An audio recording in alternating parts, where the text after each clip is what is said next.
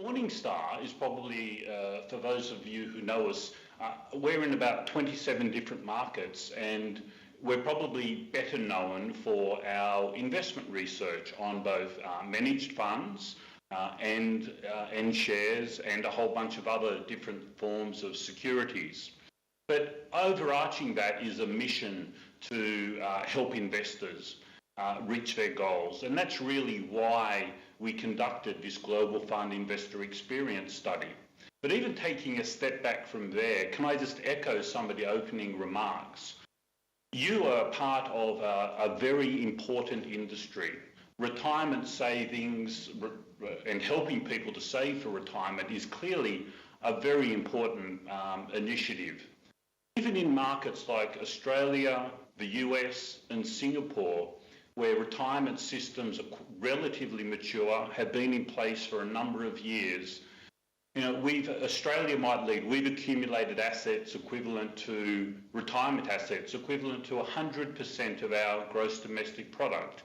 The US also has a sizable number, close to 80%, and even Singapore is in the 60% range. The reality is, we still have a retirement savings shortfall. We still have work to do. And I know there are many markets, including those in the Asia-Pacific, which I'm familiar with, who are just starting this journey. So it's important to set up those parameters from a number of perspectives. One, the individuals that you take care of and helping them to secure a reasonable living. And also when you just think about it from a government perspective. Many governments are already spending close to 4-6% of their budget on providing pensions for people who don't have other means. In Japan, that number is 10% of their budget. Clearly, something needs to balance.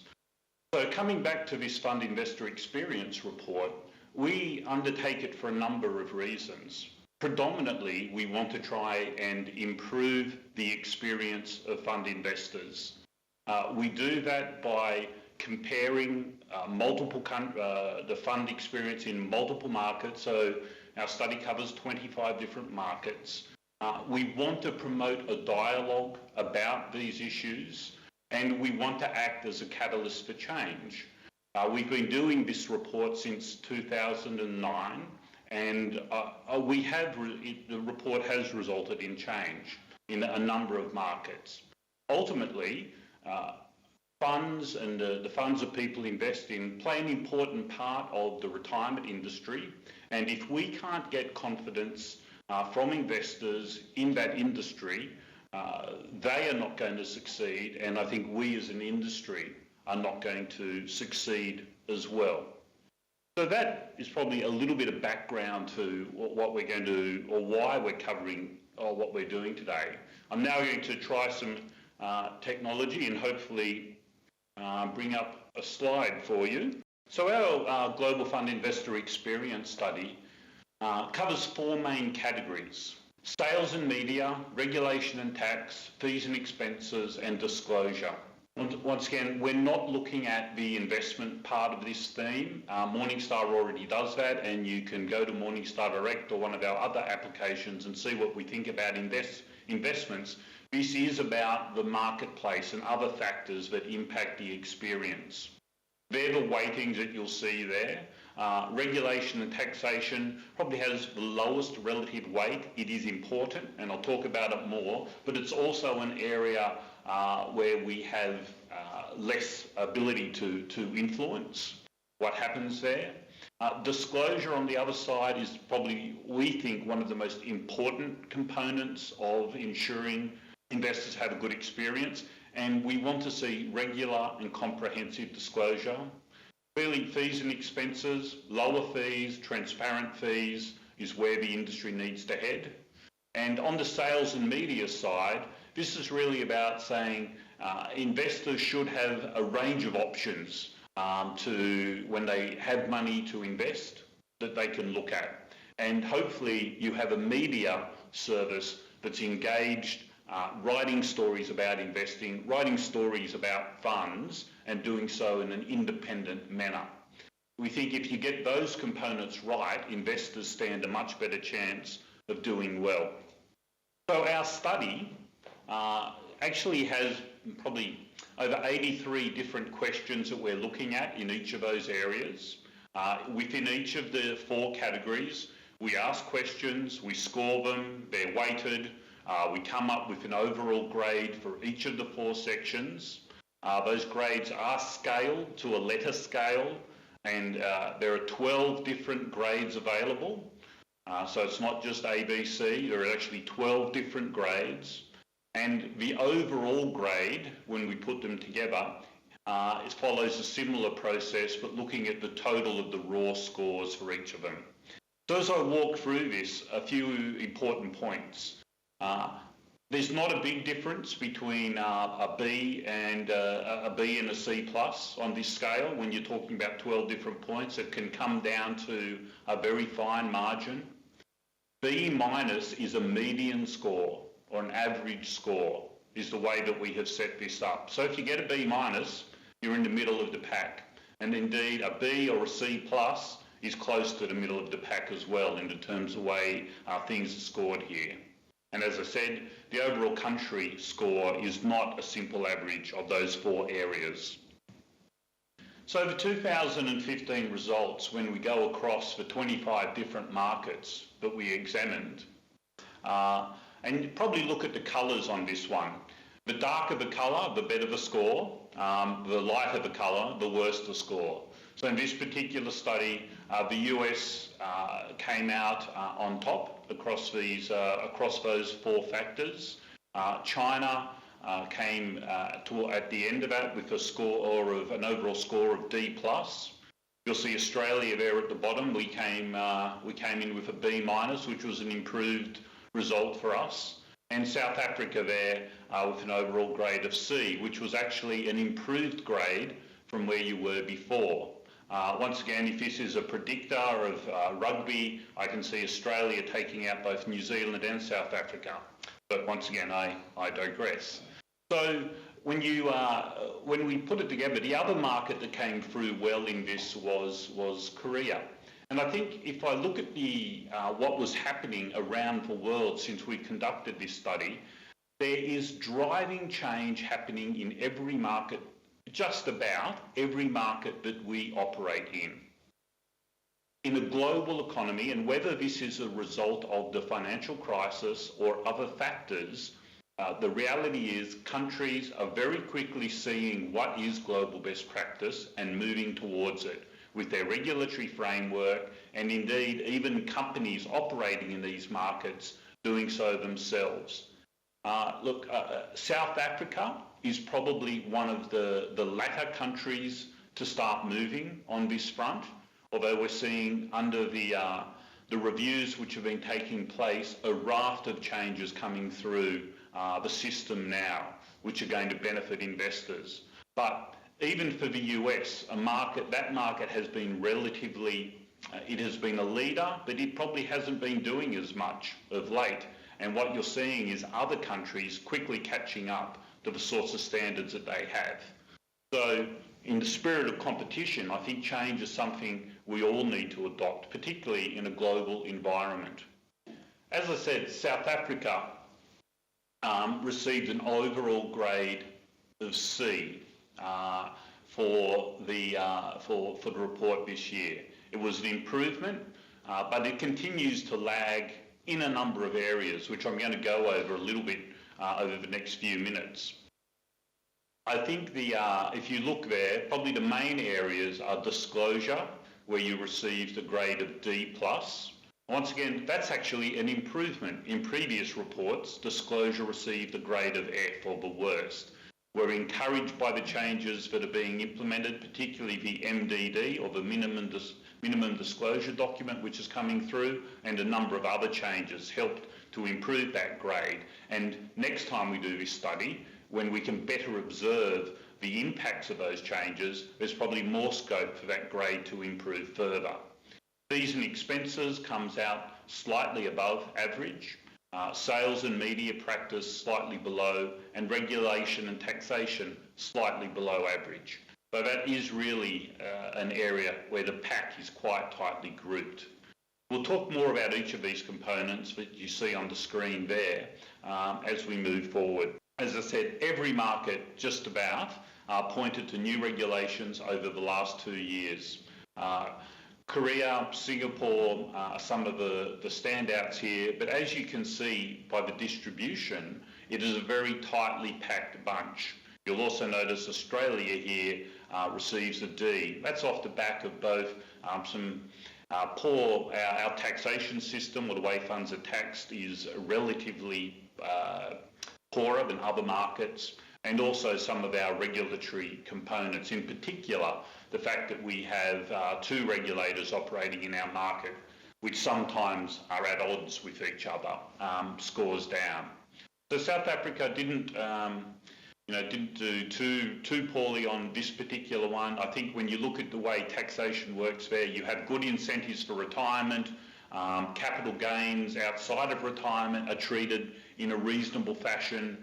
Income is taxed at your normal rates. So I think on the regulation side, probably not a lot to be said there for South Africa. If you read the report, you'll find some more comments. I think the interesting one when it comes to regulation was this idea of how easy it is for investors to either buy funds from overseas or for investors or the capital controls, i.e. how easy is it for people to invest their capital overseas as well. And that's one area where South Africa, like India and like China, have some capital controls in place. This particular slide talks about the ability of investors to access funds domiciled from other markets. I think in the case of South Africa, you would fall into that somewhat bucket. So foreign funds can be registered for sale in South Africa. It probably represents a small part of the overall market, and the requirements or the hoops that you need to go through probably make it less attractive for a number of international players to do so. So the market is dominated by locally domiciled product, although clearly there is some money that does find its way into foreign funds. Taxation, I'll let you read about that one, except to say, as I said, South Africa, in particular, the attractive thing about South Africa, I think, is the fact that when you put your money into a mutual fund, you don't pay any capital gains tax until you take that money out. There's some other components which are less desirable, but that one in of itself provides investors with a great incentive to use managed funds. Disclosure. You'll see on the disclosure front, both Australia and South Africa receive scores of D+, or the lowest grades in this area, with markets like the United States and Taiwan actually leading. I think the big thing we've seen over the last couple of years is improvements in the simplified prospectuses, i.e. the information that you're giving to an investor at the point of sale has become shorter and clearer. Now, this was an area where South Africa fell behind greatly the rest of the world. We're seeing the implementation of MDD, and the sorts of things I think we're looking at is getting that basic information in the document, making sure that each document is really focused on the specific fund that the client is going to be investing in, using clear, simple language, and having a good description of the sorts of risks that are in the fund, as well as a range of other characteristics. Probably one area where I think we still need to see some progress on is this fee disclosure, or area of fee disclosure. Investors need to know what they're paying for. Investors need to be able to compare the fees from different funds. We think one of the simplest things that any market can do is have dollar explanations of fees. And this comes back to this idea that you can talk about a fee as a percentage of assets. We might understand it. Many people could understand it, but there are also a whole bunch of people out there where percentages don't make a lot of sense to them. What does make sense is how much money, what dollars do I actually pay, assuming some similar or same level of investment being made. So that's one area we're pushing on. We've seen some markets implement that change, but only 9 of the 25 that we looked at. Portfolio manager names are something else that we think are very important. In South Africa, we're encouraged by the fact that the industry there already does disclose the name of the portfolio manager. If I was to go to our database, I could probably find a portfolio manager name on up to or over 90% of the funds listed on our database, which is a great outcome. Ideally, we would also like to see information about how long they have been the portfolio manager, whether the portfolio manager has any co-investment. Have they invested any of their money into the strategy that I'm putting my money into? And in the US, they also have information about remuneration practices, but the US is probably the only market where we see that happening. I want to talk about the portfolio manager just a little bit more. Why do we think it's important? In the US, we have done analysis that shows the more that a portfolio manager has invested in a particular strategy, the greater the likelihood that that fund or that strategy will outperform. So we do spend a lot of time talking about portfolio managers, talking about the fact that you should know who they are, you should understand if they have skin in the game, so to speak, if they're investing in that fund alongside you, because our data says it makes a difference. You know that intuitively, you can sort of think about it. When we've done the analysis, we've also shown that those funds with greater levels of co-investment tend to do better as well. So it's an important area for us. I want to spend a little bit of time talking about portfolio disclosure. Portfolio holdings disclosure is something that we spent a lot of time looking at in this report. And I think it's fair to say South Africa actually, in terms of the numbers and the supply of portfolios to Morningstar, does reasonably well. But we do know that it is hard for an individual investor to get hold of portfolio information. And just to be clear, what I'm talking about here is for an equity fund that's on our, so maybe sitting on our database, your client's got money in, how easy is it to find out what individual security being held by that fund? We're not saying that information should be released in real time, and we're not saying, and I think that's a very important point. It's not about the real-time disclosure, it's about a lag disclosure, so whether that's 1 month, 2 months, or 3 months after. And it's not about data disclosure. I think, if we'll just say a global standard would probably be quarterly disclosure. Most regulators, or the common period is semi-annual, so every 6 months. In South Africa, there's quarterly disclosure required. The reason I want to talk about it, the main point we think it's important, you think about, and I'll come back to this basic premise of having confidence in a system. We want people to invest in that system. One thing that we spend a lot of time looking at in the report was portfolio holdings disclosure. We think it's important because it's not just about an individual investor having the ability to access that information. Having that information available can create a whole community around our industry that produces confidence from investors and can help to protect investors. The best example, is probably you think about the share market. A lot of people will invest in. One of the underpinning features of a share market is information disclosure and knowing what that company is doing. We think portfolio holdings disclosure is important. It's a component you'll read more about. I think in South Africa we're encouraged by the fact that We can get the information fairly readily from the asset management industry in South Africa. They do provide it to us, and that means we're able to provide the analytics around that in our platform. I think, provided that sort of release of information is happening, South Africa's potentially ahead of the curve on that one, even though you're probably behind others in the context of making that information more broadly available.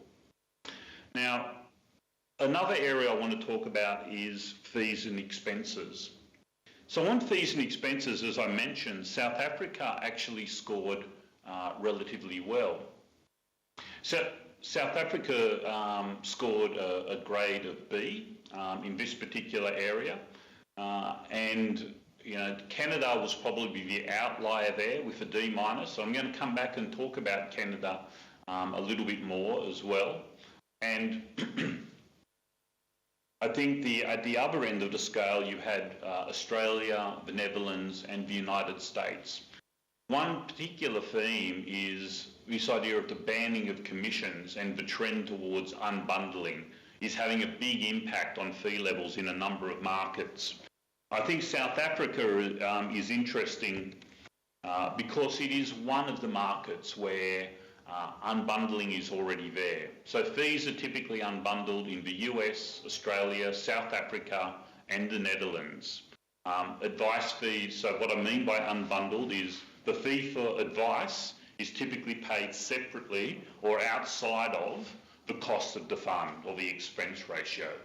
And we're seeing this coming through in many other markets as well, New Zealand, UK, Denmark, and Switzerland. So it's, this banning of commissions does have a very big impact on the way a market develops. South Africa is quite interesting because, as I said, it is already unbundled, and we'll spend a little bit of time talking about that. But what that means is, if you're accessing a fund in South Africa, typically you're paying your advice fee and potentially a fee for the platform that you're accessing that fund through on top of the cost of the fund.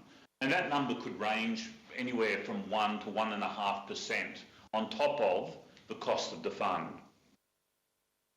So we mentioned, I said the US has probably been a leader of unbundled fees, and that has led to a market where you get a lot more, self-directed assets coming to the market. People market funds to the end investor a lot more, and the end investor comes and invests as well. But the grade, when we're looking at it, also includes front loads, or the fee you pay up front. Once again, in South Africa, that's not that common to have a fee there. Performance fees is certainly an area that South Africa needs to do more work on. Performance fees are common. I think you can work out how much you've paid as a performance fee, and there's probably some better disclosure coming to make it clearer what you paid in terms of performance fee versus ongoing fee. But the way those performance fees are calculated, we'd say still needs to have some better disclosure around it in that market, because it can represent a very large cost to end investors. And also, performance fees not structured appropriately can lead to some bad behaviours on behalf of the portfolio manager as well. Or more simply, it may create the wrong incentives. If I look at the US, and I've brought up a chart there, and I really just want to talk about one thing. I guess commissions have gone out of favour in the US for many years, and the impact of that actually has taken over 10 years to actually come through. And what you're looking at here is probably the green line, which has the biggest drop from 2000 through to 2014. And that represents load funds, or funds that had commissions built into them. Used to be over 40% of the market in the US. That number has now fallen, or is more than halved, to close to 20% now. And what's increasing are the funds where there are no fees. That includes the institutional share classes and retirement share classes. As I said, South Africa, you'll see the fees. We calculated these as an asset-weighted median. But let's just look at equity funds, the second column. We calculate the fee there as 1.43% for South Africa. The overall average of the 25 markets was 1.64%. So South Africa looks a little bit better on that side. But if you look at the fee for the unbundled average, so the markets for US, Australia, South Africa and Netherlands, the average fee for an equity fund there is closer to 1%. And at the bottom of the page, I put Canada at 2.35%. Really, my main message on this is South Africa has scored relatively well here, but if you load all the costs in, our sense is that South Africa is still an expensive market to own a fund in. For example, if you take the 1.43% and add the additional 1 to 1.5% for advice and platform, you get a number greater than Canada. And the Canadian in Canada, the structure is typically that the cost of the platform and the cost of advice is built into the cost of the fund. So on the fee side, there's a lot of things that South Africa I think does well. There's a number of areas that still need to be addressed, and we'd argue that it's still not. South Africa is probably not necessarily the most expensive market, but I don't want the study to let you believe that you're also one of the cheaper markets either. On the sales front, when we talk about sales and media, this is, as I said, ideally you just want people to have a choice. The good thing about South Africa is there is a fiduciary requirement on the advisors, the independent advisors that operate in that market. They have a duty of care. There is a reasonable level of disclosure where there are practices that may influence the opinion, so that part of the equation comes up well. And I do think also on the media front, the media in South Africa do a reasonable job of delivering on this front as well.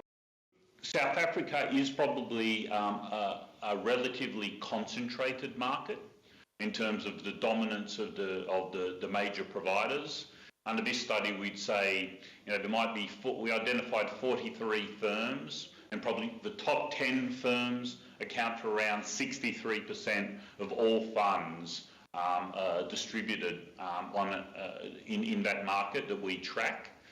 And if you were to asset weight that, the number would be a lot higher again. The good news is you do have a reasonably well-developed system in South Africa. People do have choices. There are, importantly, open architecture systems for people to go and invest. The amount of money that flows through those systems, and open architecture is where you can go and select a fund from multiple different underlying managers. South Africa has it. Probably the amount of money that flows into open architecture platforms is less than some of the market leaders, but is certainly more than a number of other markets as well. And I think when we think about that sales and media, another big topic is Robo Advice that you may hear coming over the channel. You may already have some of it popping its head up in South Africa as well. Two comments, I guess. Our equity analysts have done a review of this because it impacts a number of the companies that we track from an investment perspective. And our view is that, look, it's really interesting technology. Some of these robo advice platforms are attracting some healthy levels of direct money, but it's still not material. And the cost of acquiring new investors through these robo advice panels is quite large. And from the other perspective, we would say a lot of this technology is going to be quickly adopted by existing distribution channels. Either the fund companies, the advisors who are out there are also going to be able to utilise some of this investment to help communicate and work with their clients. And we probably see that being a much more likely road for a lot of the technology that is being developed in this space. I'm going to finish there. I'm going to try and bring myself back now. Thank you very much, Anthony.